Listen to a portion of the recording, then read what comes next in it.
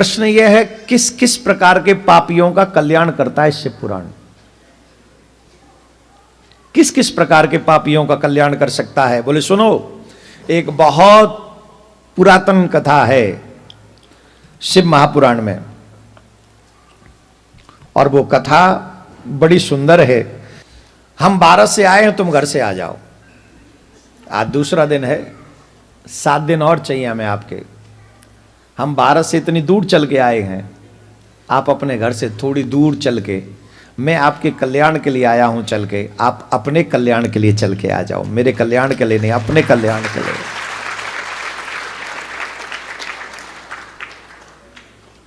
कल देवराज की कथा आपने सुनी और आपको पता चला कि देवराज कितना बड़ा पापी था। उसने अपनी मां की हत्या की, अपने पिता की हत्या की, अपनी पत्नी की हत्या की, मद्यपान करता था, वैश्या के साथ रहा, एक ही थाली में भोजन करता था, इतना बड़ा पापी था।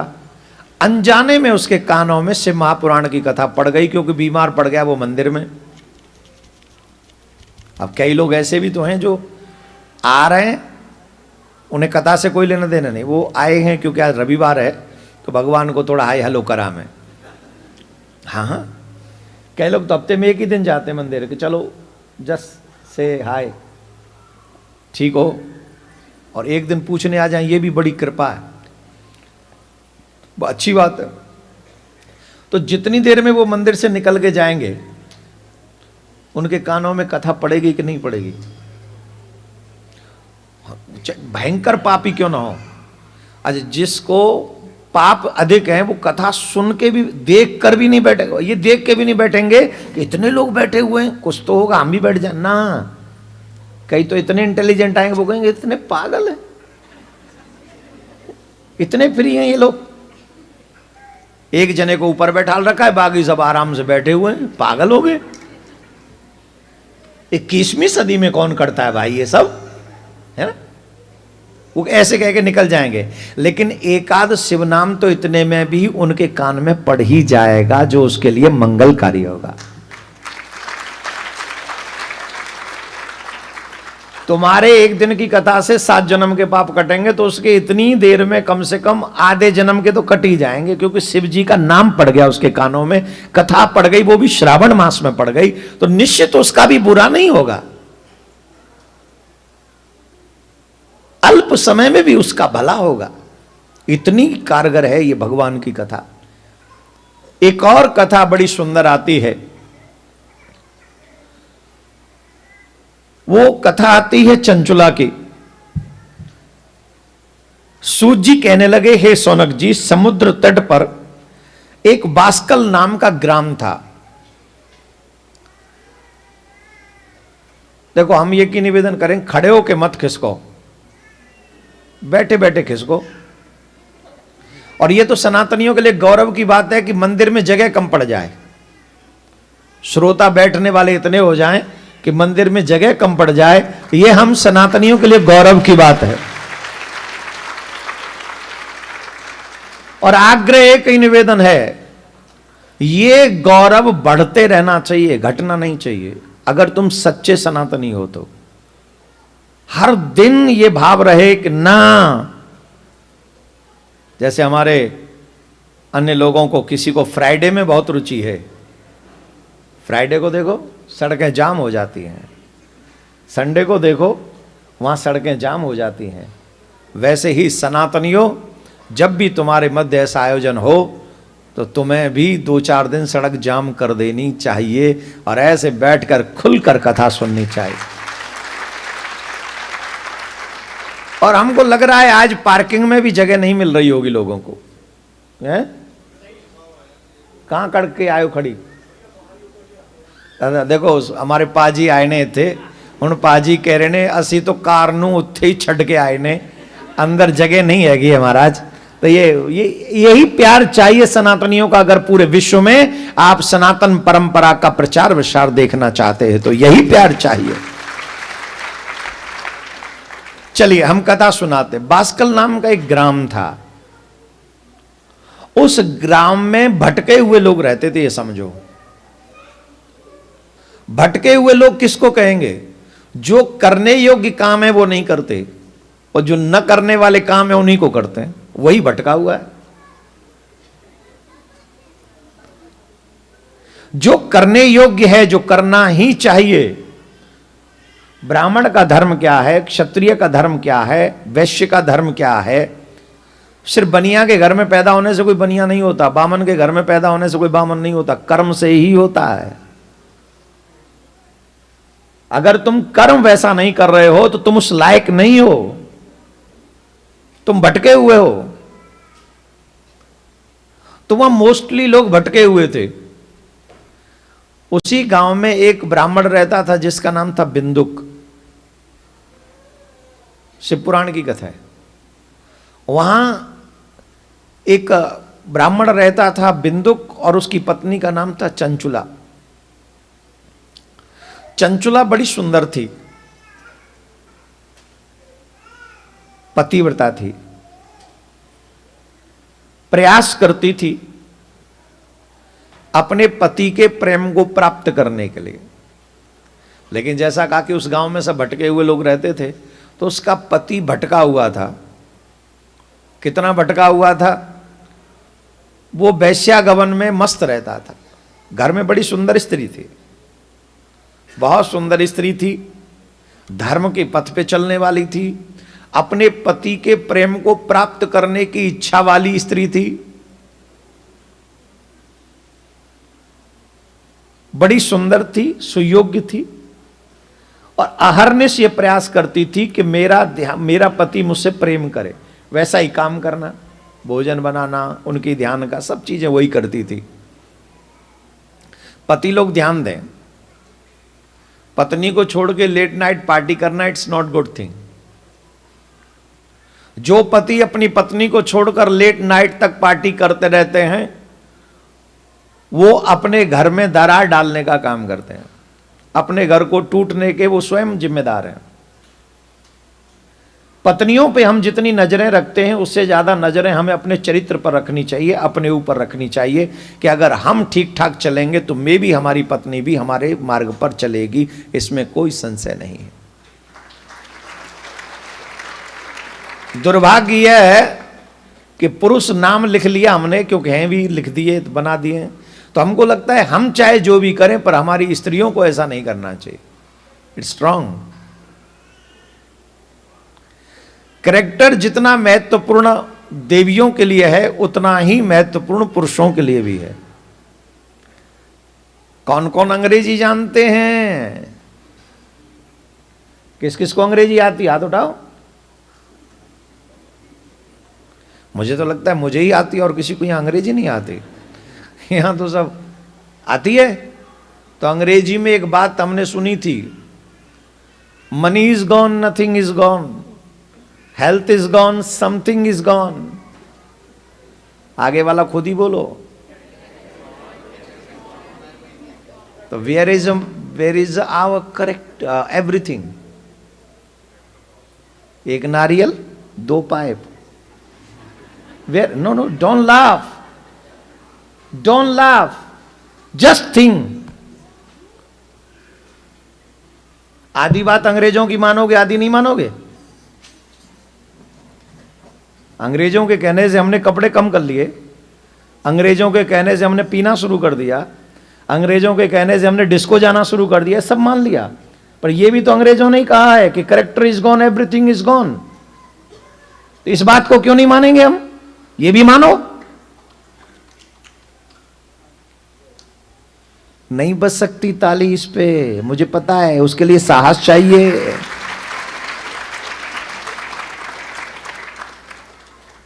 उसके लिए अंदर से साहस चाहिए कि इस बात को हम एक्सेप्ट करें कि यस आई एम रॉन्ग। जहां से हम गंदा काम कर सकते तो वो सारी बात, अरे विदेशों में तो ऐसा ही होता है, विदेशियों ने लिखा है ये, character is gone, everything is gone. Devaki Nandan ने नहीं लिखा। मतलब अमेरिकन, कैनेडियन, यूरोपियन भी मानते हैं कि character is the best thing.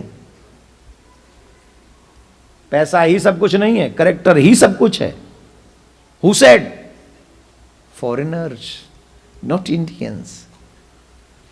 तो इस बात को समझाने का कार्य हमारे शास्त्र करते हैं। अगर हम पति हैं तो हमें ज्यादा पवित्र होना चाहिए। अगर हम ज्यादा पवित्र होंगे तो आने वाली पीढ़ी भी पवित्र ही होगी। शास्त्रों में लिखा है, शास्त्रों में लिखा है, चरित्रहीन मां बाप हों, संतान सुयोग्य पैदा नहीं होगी।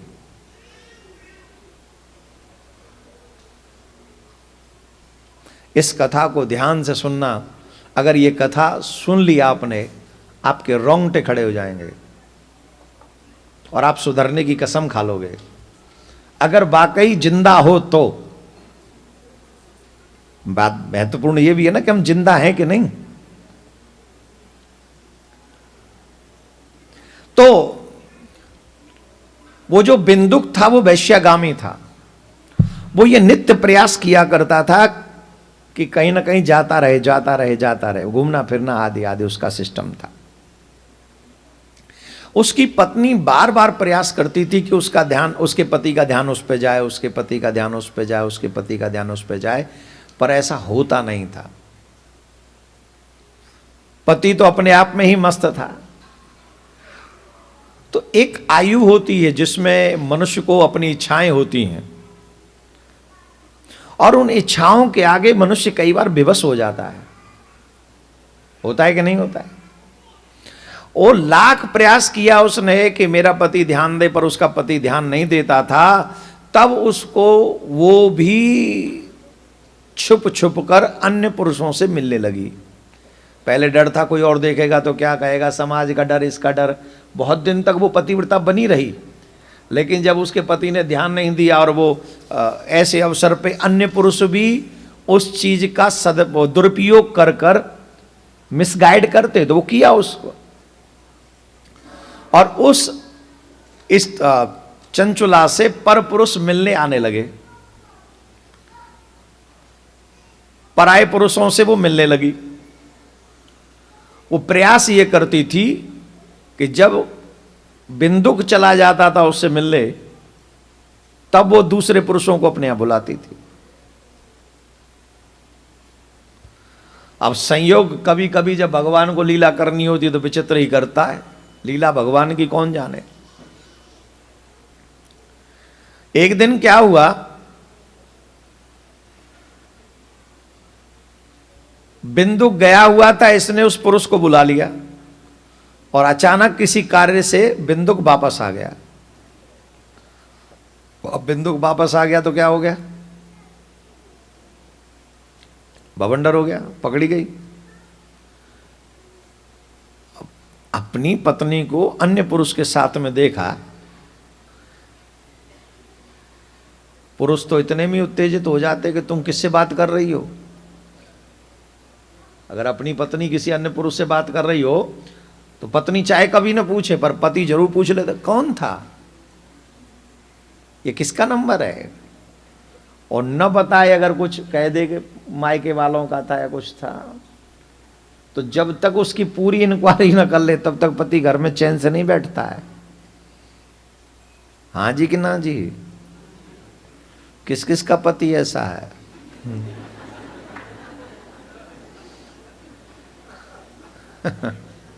अब यहां कौन कहे, कहीं होगा तो पति साथ बैठा हुआ है।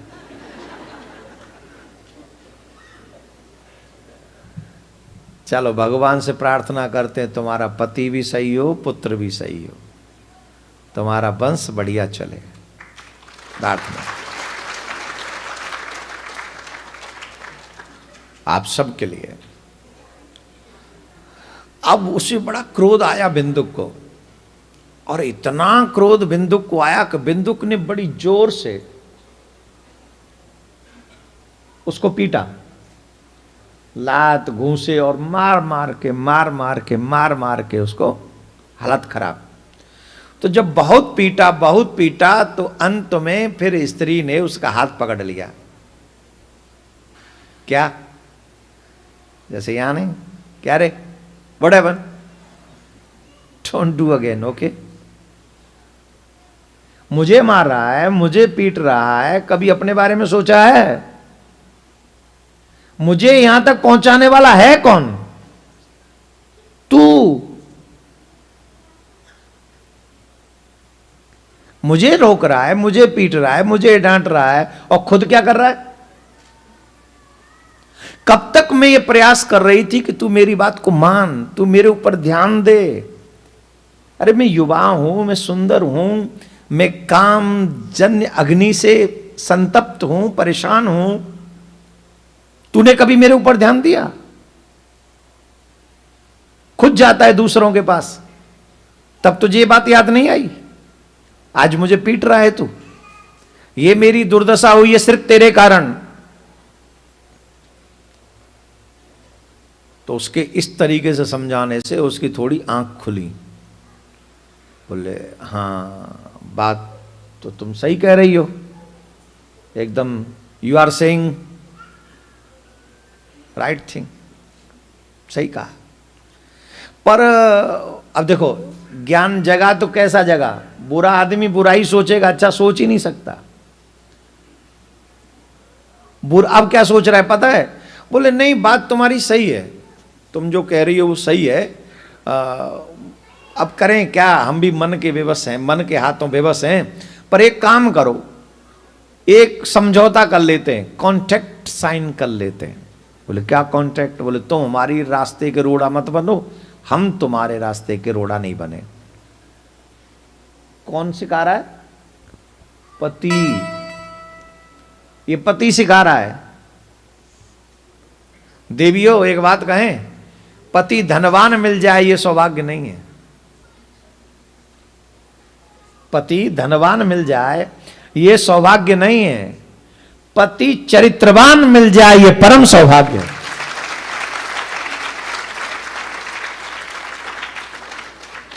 ये जो बाबा पे लोटा चढ़ा रही हो ना, ये मत मांगा करो पैसे वाला मिल जाए, पैसे वाला मिल जाए, पैसे वाला। अरे पैसा तो यहां पता नहीं कैसे कैसे लोग कमा लेते हैं। अरे तुम खुद कमा लेती हो पैसा, तो नहीं कमा रही हो? इंजीनियर हो, बढ़िया बढ़िया मोटी मोटी कंपनियों में इंजीनियर हो, अब बढ़िया चकाचक पैसा मिलने का, वो 5,000 रुपया डॉलर है, 5,000 डॉलर कहाँ, 5,000 डॉलर, 10,000 डॉलर और 15,000 डॉलर, 2,000 डॉलर कमा रही हो ना। 2,000 डॉलर भी हुए तो 1,20,000 हो गए हमारे यहाँ के। मैं तुम्हें गिना रहा हूं कि तुम अगर दान दोगे तो इतने हो जाएंगे हम पे। अरे तुम थोड़ा ही दोगे, हमें ज्यादा हो जाता है। और तुम यहीं रह के यहीं कमाओ, यहीं खर्च कर दो, तो इतना ही रहना, 2,000 ही रहना है, वो 2 लाख नहीं होगा। अगर लाख करना है तो यहां से भारत भेजना ही पड़ेगा। नहीं तो यहां तो 1,000 ही रहना है। तुम 10,000 नहीं 20,000 कमा, 1,000 से लाख होना ही नहीं उसने, वो डॉलर ही तो रहेगा। हम लोग तुम्हारे डॉलर की इज्जत बढ़ा देते हैं।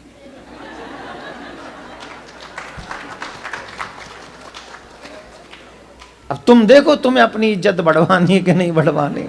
नहीं तो हम तो न कुछ लेके आए हैं और न कुछ लेके जाएंगे, हम तो ये बात रखते। खैर, पैसा तो आप लोग भी कमा लेते हैं, लेकिन सबसे बड़ी दौलत है एक सुयोग्य चरित्रवान पति मिले, पत्नी मिले, और आने वाली जो पीढ़ी है वो ऐसी हो कि एक बार हाथ में जल लेकर तर्पण कर दे तो आपके 7 पीढ़ियों के पितृ तृप्त हो जाएं, तो समझना कि तुमने मनुष्य जीवन सफल कर लिया। और ऐसी श्रेष्ठ संतति मात्र और मात्र चरित्रवान पति पत्नी के होने पर ही होती है। पहली बात समझ में आ गई? ठीक। अब उसने एक बात तो ये कही कि तुम हमारे रोड़ा मत बनो, हम तुम्हारे यहां रोड़ा नहीं बने। पहली बात कह दी। अब दूसरी बात सुनो क्या कह रहा है। बोले एक बात और मानो हमारी बात। बोले क्या? बोले देखो, हम जब वैश्या के पास जाते हैं तो वो हमसे पैसा लेती है, और तुम बिना पैसे के ही सबसे मिलती हो, ये ठीक नहीं है। जिनसे भी तुमको मिलना है मिलो, हम नहीं रोकेंगे, लेकिन उनसे पैसा लो, और वो पैसा हमको दो, वो पैसा हम उसको दे देंगे। मेरी कथा नहीं है, ये शिव पुराण की कथा है।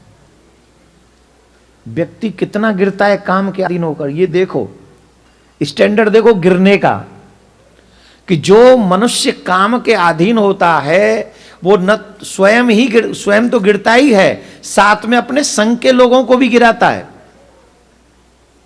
अब जो मनुष्य अपनी पत्नी को गिरा दे वो किसको नहीं गिराएगा बताओ? जिनसे हम लोग फ्रेंडशिप कर लेते हैं वो नहीं गिराएंगे हमको? मम्मी पापा ने घर से भेज दिया, जाओ जाके बढ़िया सा पढ़ लिख के अच्छा बन जाओ, और यहां आके 4 गुंडे हमारे मित्र बन गए, वो हमें क्या बनाएंगे बताओ? माँ बाप के सपनों का कत्ल न बेटे को करना चाहिए न बेटी को। और माँ बाप तब नहीं हारते जब थोड़ा बहुत पैसा लूज करते हैं, माँ बाप तब हारते हैं जब बच्चे अपना कैरेक्टर लूज करते हैं, तब माँ बाप असली में हारते हैं। कैरेक्टर इज गॉन,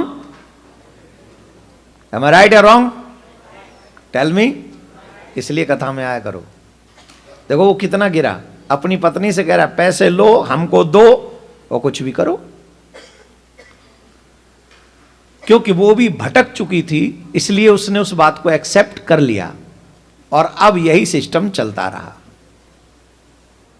संयोग ऐसा हुआ कि वो पति मर गया, बिंदुक मर गया। अब मरना ही था, सब नहीं मरना है, समय आया और उस समय पर वो चला गया।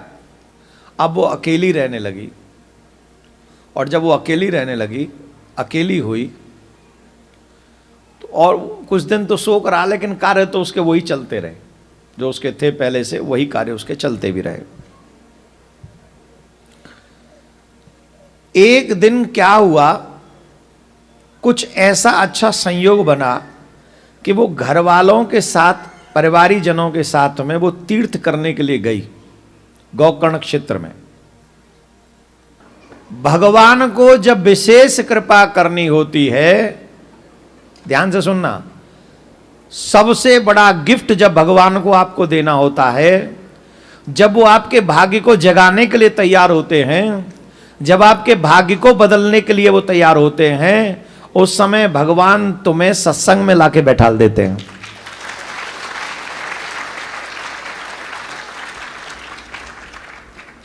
अब उन्होंने कृपा की, रास्ता खोल दिया, दरवाजा खोल दिया कि लो जी, come here and make the your future. अब कई भाग्यवान ऐसे होते हैं कि उस भाग्य, उस समय का सदुपयोग करके अपना भाग्य जगा लेते हैं, और कई ऐसे ही होते बेचारे, जैसे ही आए वैसे ही चाले, यमदूतन के पड़ गए पाले। वैसे ही आए, जैसे आए तो वैसे ही गए, उन्हें कोई फर्क नहीं पड़ा। अब डायमंड की दुकान में तुम जाओ और वो कह रहे हो फ्री में डायमंड ले जाओ, और फिर भी आलसी इतने हुए कि एक हीरा भी ना उठा सको, तो तुम्हारा ही तो दुर्भाग्य। उसने तो खोल के रखे थे। वैसे भगवान ने सत्संग का ये पूरा गोडाउन खोल दिया, हीरे नहीं, इसकी हीरे वैल्यू कुछ नहीं उसके आगे, इसके आगे। वो एक दिन तीर्थ में गई, और संयोग जब ठाकुर जी बनाते बड़ा विचित्र बनाते हैं, तीर्थ करते करते वो एक शिवालय में पहुंच गई, और शिवालय में एक पंडित जी शिव पुराण की कथा कर रहे थे, उसमें नरकों का वर्णन चल रहा था। क्या चल रहा था? हर एक पुराण में नरकों का वर्णन बताया जाता है, तो नरकों का वर्णन चल रहा था। नरकों के वर्णन में भी स्पेशली स्त्री चरित्रहीन हो तो उसके लिए क्या है, ये प्रसंग चल रहा था। और प्रसंग, कथा किसकी चल रही है? चंचुला की। चंचुला कौन है? स्त्री, स्त्री है ना। अब देखो ये कितना बड़ा संयोग बाबा ने बनाया। कथा में भी वही प्रसंग चल रहा है जो उसके जीवन में हो चुका है, जो उसके जीवन में हो चुका वही प्रसंग चल रहा है।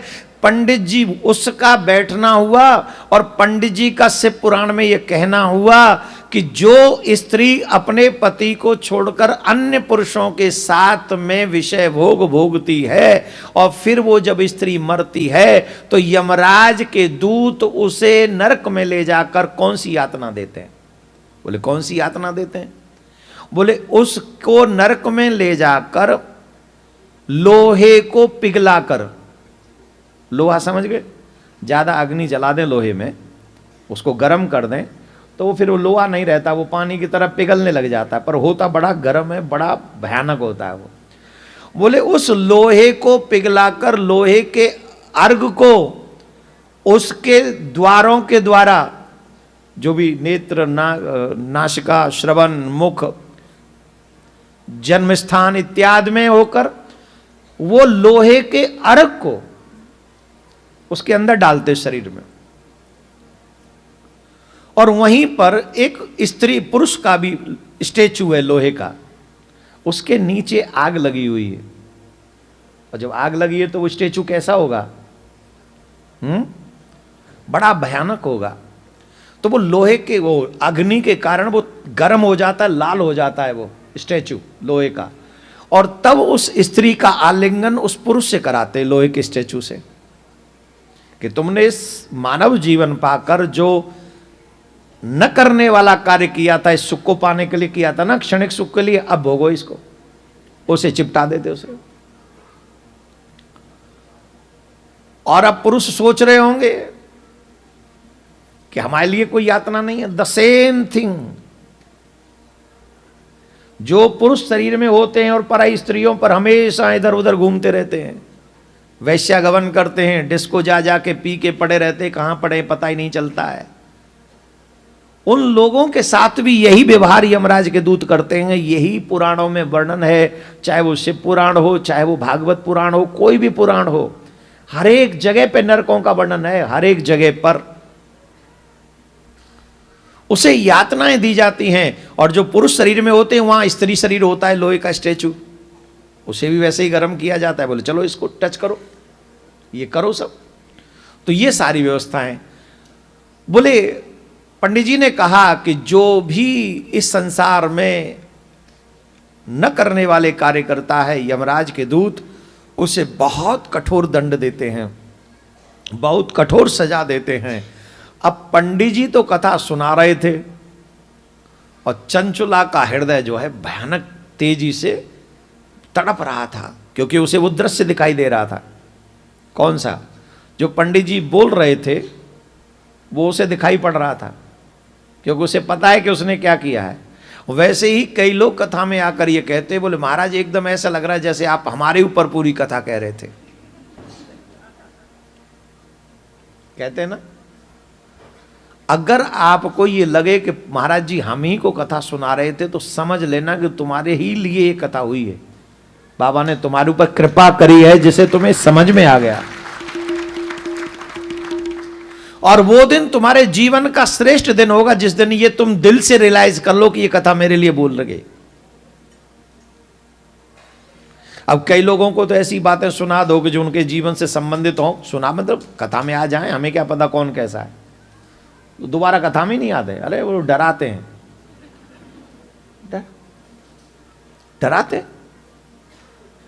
तुम जिस सड़क पे गाड़ी ड्राइव कर रहे हो, अगर वहां कुछ दूरी पर कुआं है, गड्ढा खुदा हुआ है, और अगर कोई तुम्हें कह दे, सावधान कर दे कि वहां मत जाना, उस जगह पर गड्ढा है, तेजी से जाते लोग गिर जाते, उसमें डेथ हो जाती है, तो ये डराना हो गया?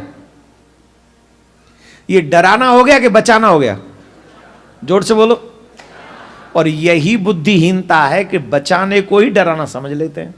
कितने लोग तो मेरे पास आते, बोले महाराज जी नरकों की कथा मत सुना करो, बड़ा डर लगता है। मत करो पाप, काहे को डरना? और पाप करोगे मैं ना भी सुनाऊं तो क्या यमराज छोड़ देगा? चलो मैं नहीं सुनाता, चलो मैं नहीं सुना रहा, तो छोड़ देगा? अरे कम से कम पहले सुन लोगे तो तैयार तो होके जाओगे कि वहां कैसे कैसे, मतलब हाथ पांव तोड़वाने अपने, कैसे वो उल्टा लटका देंगे, नीचे आग का कुआं जल रहा होगा, ऊपर लटका देंगे पेड़ पे, सारमली नाम का वृक्ष है, लटका देंगे उसमें।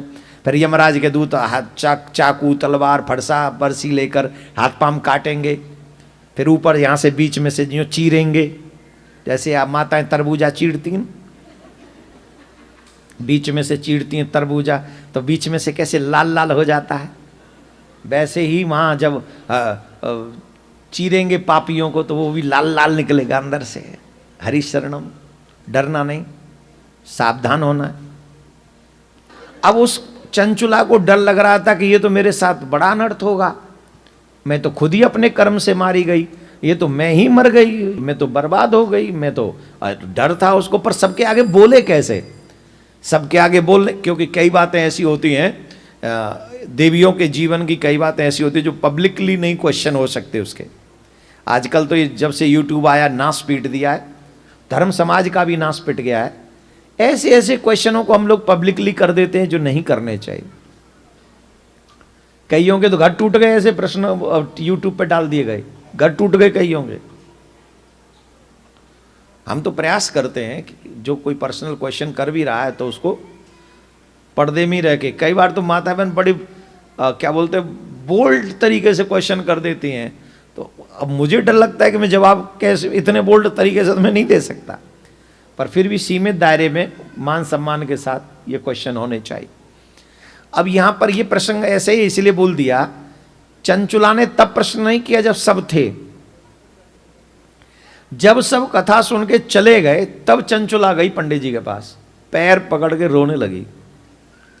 महाराज, जो जो कथा में आपने कहा वो सारे दुष्कर्म मैंने किए, पर मैं जानती नहीं थी, मैं धर्म को नहीं जानती थी, मैं तो बर्बाद हो गई। अब तो यमराज मेरा जब बुरी तरीके से इस तरीके से हश्र होगा तो मैं तो कहीं की नहीं रही, मेरा क्या होगा। वो रोए सो रोए। भूत बाबन भोलेनाथ के विषय में पंडित जी ने कहा, देवी तुम रो मत, बिल्कुल मत रो। तुम जानती हो प्रत्येक किसी भी बड़े से बड़े पाप का अगर कुछ प्रायश्चित है तो वो ये कि व्यक्ति उसकी ग्लानि करे, प्रायश्चित करे, उसे ये बोध हो कि मैंने ये गलती की है, यही सबसे बड़ा प्रायश्चित है। तुम्हारे नेत्रों से जो अश्रु बह रहे हैं ना, ये तुम्हारे सभी पापों का प्रायश्चित है। अब तुम एक काम करो, महाराज मैं आपकी शरण हूं, मुझे बचा लो। तो उन्होंने कहा, तुम्हें कोई घबराने की आवश्यकता नहीं है, तुम संपूर्ण शिव पुराण की कथा सुनो। इस संसार में ऐसा कोई पाप नहीं है जिस पाप को ये शिव पुराण मिटा न दे।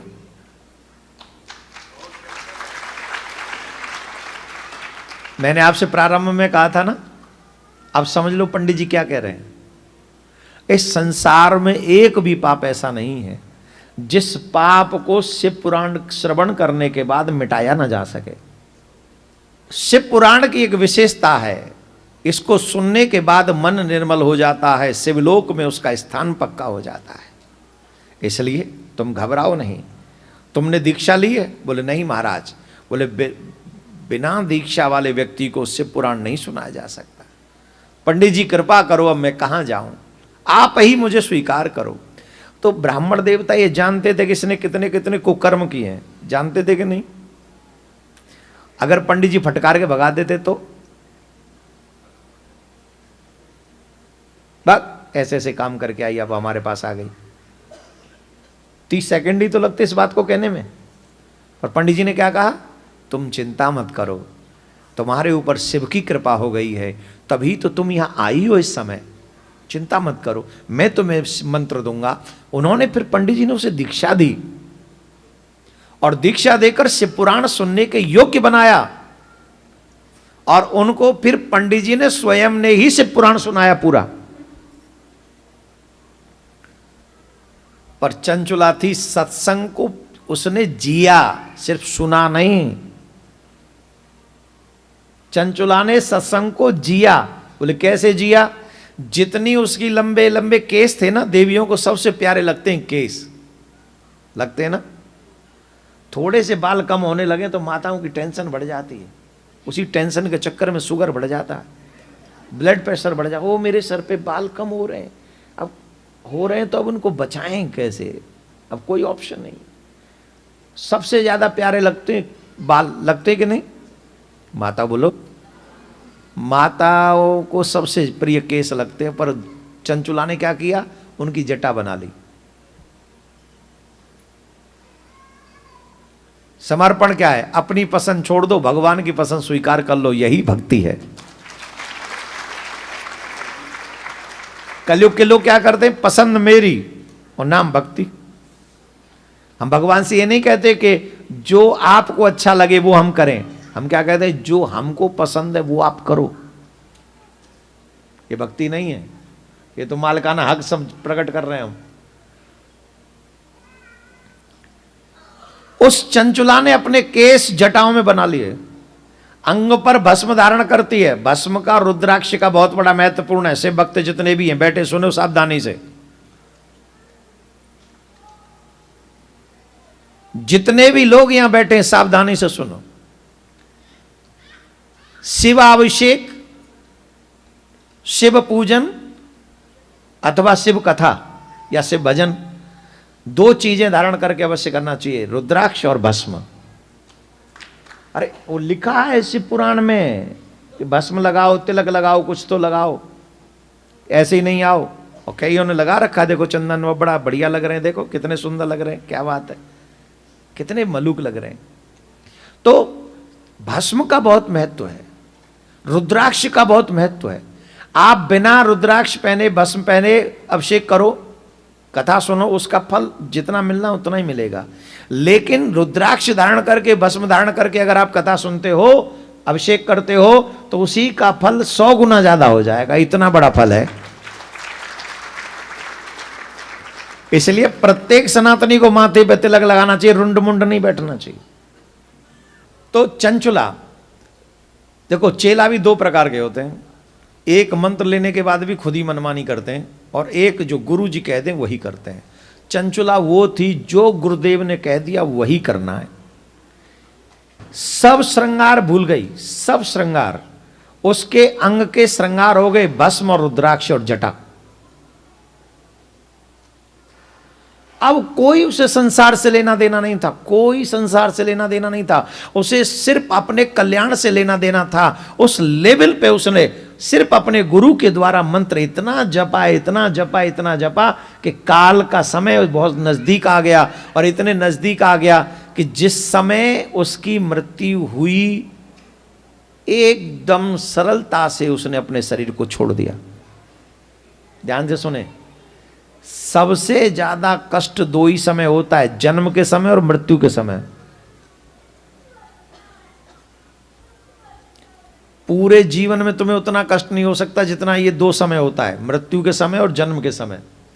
लेकिन जो भगवान के भक्त होते हैं उन्हें मृत्यु के समय कोई कष्ट नहीं होता, सरलता से उन्होंने। और कईयों के चेहरे पे आपने स्माइल देखी होगी प्राण छोड़ते समय, वो कौन है? वो भक्त हैं। और कईयों के चेहरे पे आपने बड़ी पीड़ा देखी होगी, उनके अंग में से कहीं ना कहीं से ब्लड निकल रहा होगा, मलमूत्र त्याग देते हैं कई बार। तो ये कौन है? जो कष्ट पाकर अपना शरीर छोड़ते हैं, उन्हें कष्ट होता है, वो छोड़ना नहीं चाहते, वो सीधे यमपुरी जाते हैं। ये समझ लेनी चाहिए बात। तो उसने शिव भक्ति अपने गुरु के द्वारा बताए हुए मार्ग पर चलकर सहज में ही अपना शरीर छोड़ दिया। और जैसे ही शरीर छूटा, क्या अद्भुत चमत्कार हुआ, क्या अद्भुत चमत्कार हुआ। उसी समय आकाश से विमान आया, शंकर भगवान के द्वारा भेजा हुआ विमान। गण लेकर आए शंकर भगवान के, और शंकर भगवान के जो गण लेकर आए थे उस विमान को, उस विमान में चंचुला को बैठाला और तुरंत बिना विलंब के शंकर भगवान के सामने कैलाश पर्वत पे पहुंचा दिया। बोलो शंकर भगवान की, बोलो शंकर भगवान की। सीधे शंकर भगवान के सामने उपस्थित, वंदना किया, दर्शन किया, शंकर भगवान का दर्शन हुआ। गंगा तरंग रमणीय जटा कलापम गौरी निरंतर विभूषित वाम भागम नारायण प्रिय मनंग मदापहारम वाराणसी पुरपतिम भज विश्वनाथम। कर्पूर गौरम, कपूर जैसा उनका गौर वर्ण है। मां पार्वती उनके वाम भाग में विराजमान है और बहुत ही सुंदर छटा है। देखकर चंचुला के नेत्रों से झरझर झरझर झरझर झरझर अश्रु बहने लगे। चंचुला कहने लगी, न जाने मेरे इतने पाप मैंने किए, उसके बाद ये सौभाग्य कि आपका दर्शन हो गया। मां पार्वती ने कहा, चंचुले तुमने शिव पुराण की कथा सुनी है, इसलिए तुम श्रेष्ठ हो। आओ अब तुम जो है मेरी सखी बन जाओ। ऐसे पाप करने वाली स्त्री को भी, चंचुला को भी मां पार्वती ने अपनी सखी बना लिया। ये शिव पुराण का प्रभाव है।